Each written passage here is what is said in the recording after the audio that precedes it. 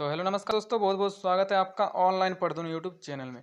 दोस्तों आज हम जानने वाले हैं कि आपका आवेदन करने के बाद कितने राउंड में वेरिफिकेशन होता है, उसके बाद आपको पैसा मिलता है। तो इस वीडियो को आप शुरू से लेकर इन तक जरूर देखिएगा। तो यहाँ पर आपको एक न्यूज़ में दिखाई दे रहा है, देखिए आप यहाँ पर देख पा रहे होंगे, जिसमें कहा गया है पीएम किसान सम्मान निधि योजना के आवेदन की कई राउंड में होती है चेकिंग, जाने कैसे जारी होती है किस्तें। मतलब कितने राउंड में आपका आवेदन वेरिफिकेशन होता है, उसके बाद आपका पैसा जो है आपके अकाउंट में भेजा जाता है। चलिए जानते हैं इस वीडियो में। देखिए यहाँ पर बताया गया आवेदन के बाद की प्रक्रिया काफ़ी लंबी होती है और कई चरणों में वेरिफिकेशन के बाद ही किस्तें जारी होती है। दोस्तों आवेदन करने के बाद जो प्रक्रिया होती है वो काफ़ी लंबी होती है। उसके बाद आपका डाटा वेरिफिकेशन होता है, उसके बाद आपका पैसा आपके अकाउंट में भेजा जाता है। ऐसे यदि आप कोई गलत तरीके से पैसा ले रहे हैं तो इससे सतर्क हो जाए। यहाँ पर यह भी बताया गया है कि यदि आप इसमें में कोई गलत तरीके से आप पैसा ले रहे हैं, गलत जानकारी देकर पैसा ले रहे हैं, तो इसमें सतर्क रहने की ज़रूरत है। यहाँ पर ये बताया गया है क्योंकि बहुत सारे किसान बहुत सारे लोग जो है गलत तरीके से पैसा ले रहे हैं। पीएम किसान योजना के तहत किसानों को साल भर में 3 किस्तों में 6,000 रुपये की रकम मिलती है। किसान इस स्कीम के लिए कॉमन सर्विस सेंटर या खुद ऑनलाइन भी आवेदन कर सकते हैं। हालांकि आवेदन के बाद की प्रक्रिया काफ़ी लंबी होती है और कई चरणों में इसका वेरिफिकेशन के बाद ही किस्तें आपके अकाउंट में जारी किया जाता है। ऐसे में यदि आप कोई गलत जानकारी देकर स्कीम का लाभ ले रहे हैं तो इसमें सतर्क हो जाइए। दोस्तों यहाँ पर बताया गया है कि आपका आवेदन जो है वो आप कॉमन सर्विस सेंटर या ऑनलाइन भी कर सकते हैं। आपका आवेदन करने के बाद आपको पैसे मिलने की प्रक्रिया जो होती है वो काफ़ी लंबी होती है। कई स्टेप में आपका वेरिफिकेशन होता है, उसके बाद ही आपको पैसा मिलता है।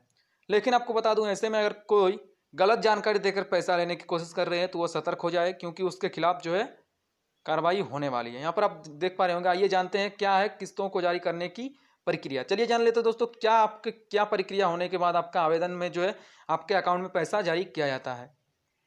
तो देखिए यहाँ पर देख पा रहे होंगे, किसान की ओर से आवेदन के बाद राज्य और केंद्र शासित प्रदेशों के ब्लॉक लेवल के अधिकारी डाटा प्रोसेस करते हैं। दोस्तों यहाँ पर आप बता दूं, आपका जब आवेदन आप करते हैं उसके बाद आपका ब्लॉक में वो जो है अधिकारी जो होते हैं, ब्लॉक लेवल के अधिकारी, वो आपके डेटा को प्रोसेस करते हैं और उसे राज्य के नोडल अधिकारियों के समक्ष भेजते हैं। ठीक है, मतलब आपके ब्लॉक में जो अधिकारी होते हैं वो आपके डेटा को पहले वेरीफाई करते हैं। उसके बाद आपके डेटा जब वेरीफाई हो जाता है उसके बाद वो आपके नोडल अधिकारियों को, राज्य के जो नोडल अधिकारी होते हैं उनके पास भेज देते हैं।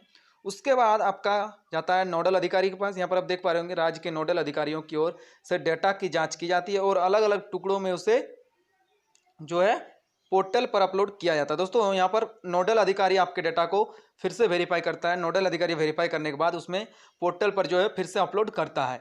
इसके बाद नेशनल इंफॉर्मेटिक्स सेंटर पीएफएमएस और बैंकों की ओर से आवेदन की जांच की जाती है। दोस्तों इसके बाद आपका जो है पीएफएमएस बैंक की तरफ से आपके आवेदन को जांच किया जाता है और वेरिफिकेशन के बाद ही किस्तों को जारी करने की प्रक्रिया शुरू होती है। दोस्तों आपको पता होगा पीएफएमएस बैंक आपके आवेदन को फिर जांचता है, फिर आपके अकाउंट में पैसा जारी किया जाता है। तो यहाँ पर देखिए, पूरी वेरिफिकेशन के बाद राज्य के नोडल अधिकारी की ओर से रिक्वेस्ट फॉर ट्रांसफर भेजा जाता है। पूरी वेरिफिकेशन के बाद आपका जो है राज्य सरकार के तरफ से केंद्र सरकार को रिक्वेस्ट फंड ट्रांसफर का ऑर्डर भेजा जाता है। इसके बाद धीरे धीरे किस्तों को जारी किया जाता है और फिर पूरी जानकारी पोर्टल पर अपलोड की जाती है। दोस्तों पहले आपके राज्य सरकार जो है वो रिक्वेस्ट फॉर ट्रांसफर मतलब पैसा भेजने का रिक्वेस्ट किया जाता है राज्य सरकार की तरफ से। उसके बाद जो है धीरे धीरे किस्तें आपको भेजी जाती है।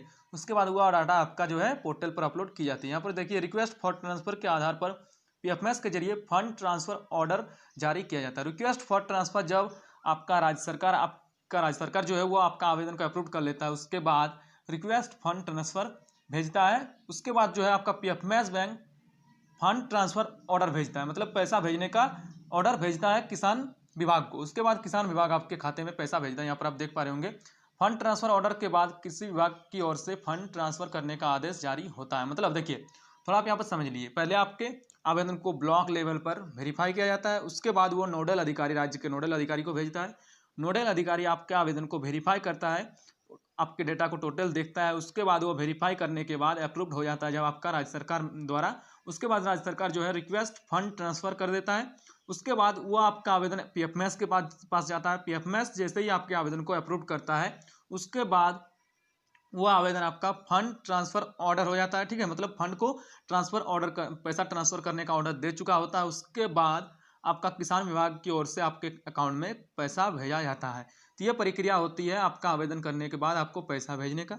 यह आदेश के बाद ही बैंक की ओर से लाभार्थियों के खाते में रकम जारी होती है। यहाँ पर आप देख पा रहे होंगे, यह आवेदन के मतलब यह आदेश के बाद ही लाभार्थियों के खाते में पैसा जारी होता है। तो ये होता है पूरी प्रक्रिया आवेदन करने के बाद। तो बहुत सारे किसान ऐसे भी होते हैं जो कि कमेंट करते हैं कि मैं आवेदन कर चुका हूँ, मेरा पैसा क्यों नहीं आ रहा। देखिए दोस्तों, आपका प्रक्रिया जो होता है आवेदन करने के बाद वो काफ़ी लंबी होती है।